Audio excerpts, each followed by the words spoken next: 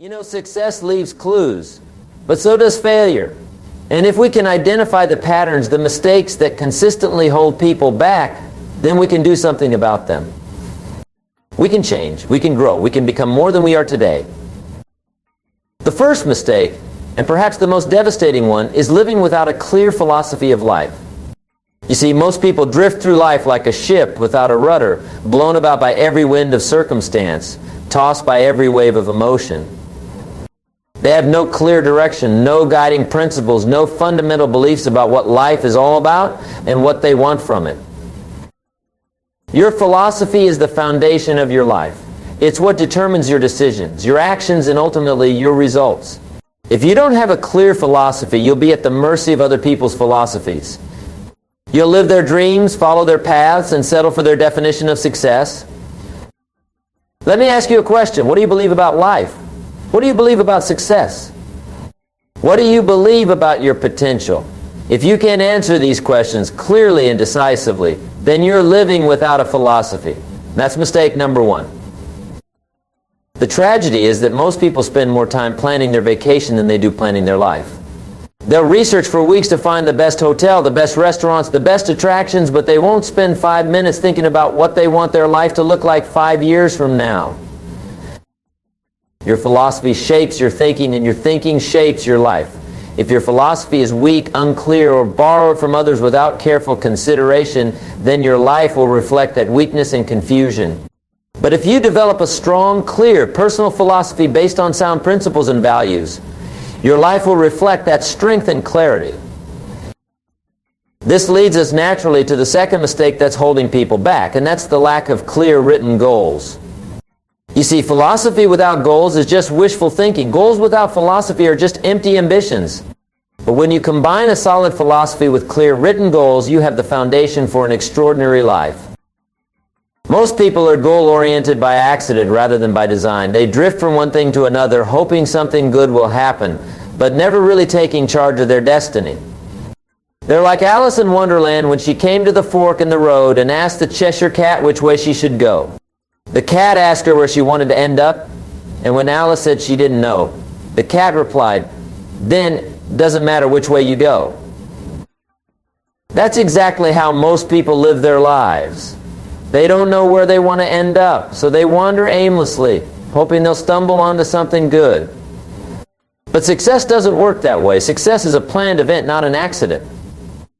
You must have clear written goals, not just wishes or dreams, but specific, measurable, achievable goals with deadlines. When you write down a goal, you crystallize your thinking. You take it from the realm of wishful thinking to the realm of possibility. You engage your subconscious mind, which then begins to work on your behalf, looking for opportunities, making connections, and guiding your actions toward the achievement of that goal. But here's what's crucial: your goals must be your own.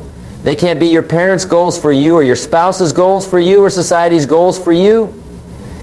They must spring from your own desires, your own values, your own vision of what you want your life to become. The third mistake that holds people back is perhaps the most insidious, because it masquerades as wisdom. It's the mistake of seeking security over opportunity, of choosing the known over the unknown, of settling for less because it feels safer. Security is mostly a superstition. It doesn't exist in nature, and human beings never really experience it.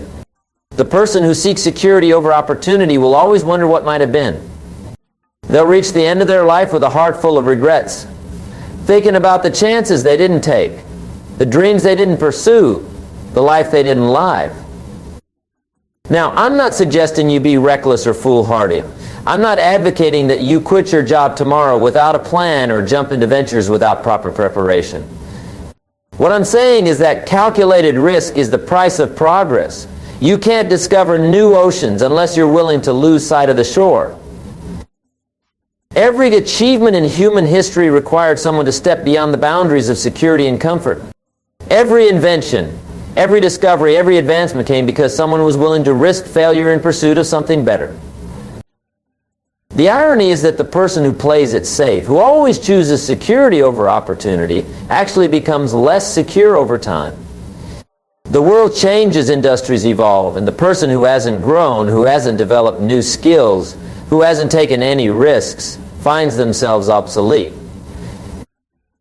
On the other hand, the person who has learned to embrace opportunity, who has developed the confidence to take calculated risks, who has built their skills and expanded their comfort zone, becomes more secure, not less. They become antifragile, able to not just survive change, but to thrive because of it. This brings us to the fourth mistake, and it's one that destroys more dreams than perhaps any other. It's the mistake of living in the past or the future instead of making the most of the present moment. Some people are prisoners of their past. They're constantly looking backward, dwelling on their mistakes, their failures, their disappointments. They use their past as an excuse for their present circumstances, and they rob themselves of the power to create a better future. Yes, you should learn from your past, but you shouldn't live there. The past is a place of reference, not a place of residence. Your past doesn't determine your future unless you let it. You are not your mistakes. You are not your failures. You are not your circumstances. You are your possibilities. Then there are others who live entirely in the future. They're always waiting for someday. Someday when they have enough money. Someday when they meet the right person. Someday when the timing is perfect. Someday when they feel ready. But someday is not a day of the week. And while they're waiting for someday, their real days are slipping away. The key is to find the balance. Learn from your past, plan for your future, but live in your present. This moment right now is the only moment you can actually do something about. This moment is where your power lies. This moment is where your life is being lived. Every day you postpone taking action toward your goals is a day you'll never get back. Every day you wait for perfect conditions is a day wasted, because perfect conditions never come. Good conditions come, great conditions come, but perfect conditions exist only in our imagination. The fifth mistake that holds people back is one that might surprise you. It's the mistake of trying to do it all alone, of believing that asking for help is a sign of weakness, of thinking that successful people are self-made. Let me tell you something, there's no such thing as a self-made person. Behind every successful person is a network of mentors, coaches, advisors, and supporters who help them along the way. The most successful people are also the most teachable people. They understand that learning never ends and that wisdom can come from anyone. Your ego might tell you that you should figure everything out yourself, that asking for help diminishes your accomplishments. But your ego is not your friend when it comes to success. Your ego will keep you small, keep you struggling, keep you making the same mistakes over and over again. The smartest thing you can do is to find mentors who have already achieved what you want to achieve. Learn from their successes and their failures, model their strategies and their thinking. Stand on the shoulders of giants that you can see further than you could on your own. But mentorship isn't just about finding someone to teach you. It's also about being willing to be taught. It's about being coachable, being open to feedback, being willing to change your approach when something isn't working. Many people sabotage their own success because they're not teachable. They think they already know everything they need to know, or they're too proud to admit they need help. They'd rather fail on their own than succeed with help. That's not strength, that's foolish pride. The sixth mistake is perhaps the most heartbreaking because it affects not just your success, but your character, your relationships, and your sense of self-worth. It's the mistake of not developing personal discipline, of giving in to the tyranny of the urgent rather than focusing on the important. Discipline is the bridge between goals and accomplishment. It's the engine that turns dreams into reality. Without discipline, you're at the mercy of your feelings, your moods, your circumstances.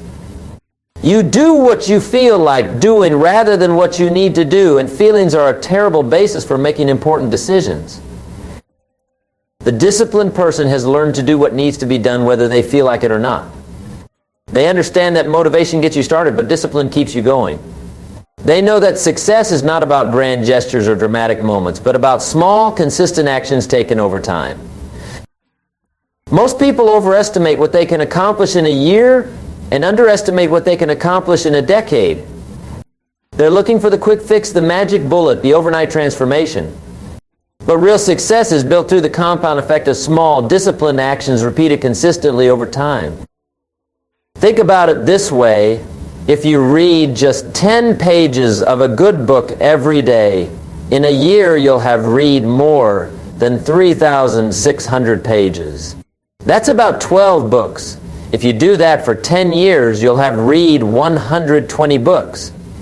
Can you imagine how much you'll know, how much you'll have grown, how much your life will have changed? But most people can't even discipline themselves to read 10 pages a day. They say they don't have time, but they have time to watch television, to scroll through social media, to complain about their circumstances. Discipline is really about priorities. It's about deciding what's truly important and then organizing your life around those priorities. It's about saying no to good things so you can say yes to great things. The seventh and final mistake that holds people back is the mistake of not taking full responsibility for your life and your results. This is perhaps the most fundamental mistake, because until you take responsibility, nothing else matters. Until you take responsibility, you remain a victim of your circumstances rather than the architect of your destiny. Taking responsibility means acknowledging that you are where you are because of the decisions you've made and the actions you've taken or failed to take. It means giving up the luxury of blame, the comfort of excuses, the protection of justification. Now, this doesn't mean that bad things haven't happened to you. It doesn't mean that you haven't faced unfair circumstances or encountered difficult people. Life is often unfair and bad things do happen to good people, but taking responsibility means recognizing that regardless of what has happened to you, you still have the power to choose your response. You can't always control what happens to you, but you can always control what happens in you. You can't always control your circumstances, but you can always control your choices. And your choices, more than your circumstances, determine your destiny. When you blame others for your problems, you give away your power. You make yourself dependent on others, changing before you can be successful or happy. But when you take responsibility, you reclaim your power. You recognize that the power to change your life lies within you. This doesn't happen overnight. Taking full responsibility is a process, a journey of personal growth and maturity. It requires courage because it's easier to blame others than to look in the mirror. It requires humility because it means admitting your mistakes and failures. It requires faith because it means believing in your ability to create a better future. But here's what's amazing about taking responsibility: the moment you do it, everything changes. Not your circumstances necessarily, but your relationship to your circumstances. You stop being a victim and start being a victor. You stop making excuses and start making progress. Now, let me tie all of this together for you, because these 7 mistakes aren't isolated issues. They're interconnected and they feed on each other. If you don't have a clear philosophy, you won't set meaningful goals. If you don't have clear goals, you'll choose security over opportunity. If you're always playing it safe, you'll never develop the confidence to take responsibility for your life. On the other hand, when you address these mistakes systematically, they work together to accelerate your progress. A clear philosophy guides you to set the right goals. Clear goals give you the courage to embrace opportunity. Embracing opportunity builds your confidence and discipline. And all of this together creates a foundation for taking full responsibility for your life. The question now is, what are you going to do with this information? You see, information without implementation is just entertainment. Knowledge without action is just potential. You can know all the right things to do and still live an unsuccessful life if you don't do them. I want you to understand something profound. You already have everything you need to begin changing your life right now.